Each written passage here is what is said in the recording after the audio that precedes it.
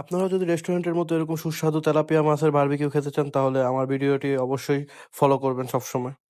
Tilapia মাছের barbecue করার জন্য এখানে আমি 200 গ্রামের 2টা তেলাপিয়া মাছ নিয়ে নিয়েছি এবং কি একটু কেটে পেটের ভেতরে থাকা সব ময়লাগুলো বের করে নিয়েছি।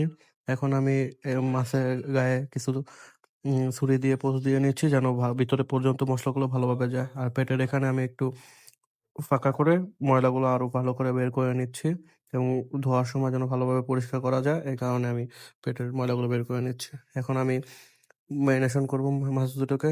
এর জন্য আমি নিয়ে নিলাম টক দই। এখানে আমি টক দই দিয়ে দিলাম 1 চামচ। মরিচের গুঁড়া দিয়ে দিচ্ছি। মরিচের গুঁড়া দিয়ে দিলাম 2 চামচ। লবণ দিয়ে দিলাম। আর লেবুর রস দিয়ে দিয়েছি। 2 ফালি লেবুর রস এখানে ভালোভাবে দিয়ে দিব যেন মাছের ভেতরেরটা ভালো লাগে। আর সরিষার তেল দিয়ে দিলাম আমি পরিমাণ অনুযায়ী।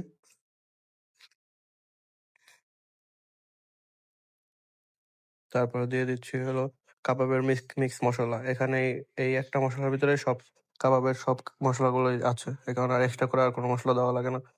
আর তারপরে আমি দিয়ে দিলাম এখানে চিলি সস, নুরানি চিলি সস দিয়ে দিয়েছি। এখানে বারবিকিউ সস দিয়ে দিলাম পরিমাণ মতো। তারপর আদা রসুন বাটা দিয়ে দিলাম পরিমাণ মতো। আদা রসুন বাটা দেওয়ার পর ভালোভাবে মাছটাকে হাত দিয়ে মাখিয়ে ম্যারিনেশন করে নিতে হবে। আপনারা ভালোভাবে হাত দিয়ে মাখিয়ে ম্যারিনেট করে নেবেন। এরপর ফিশগুলোকে বারবিকিউ করার জন্য আমি কয়লাতে বারবিকিউ করবো এই কারণে স্ট্যান্ড নিয়ে বসিয়ে দিলাম। স্ট্যান্ডে আমি মাছগুলোকে খুব ভালোভাবে বসিয়ে দিচ্ছি। এরপর এবং উপর থেকে যে মশলাগুলো ম্যারিনেশন করেছিলাম সেই মশলাটা ব্রাশ করে দিচ্ছি যেন ভিতর পর্যন্ত মশলাটা ভালোভাবে যায়। এরপর আমি লকটা লাগিয়ে দিলাম ভালোভাবে। লাগিয়ে দেওয়ার পরে কিছুক্ষণ পরে উল্টিয়ে মাছটাকে আবার আমি ব্রাশ করে দিচ্ছি ওই সেম মশলাটা।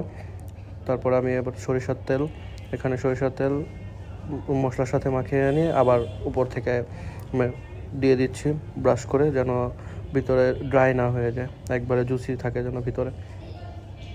এখন আমি সার্ভ করব।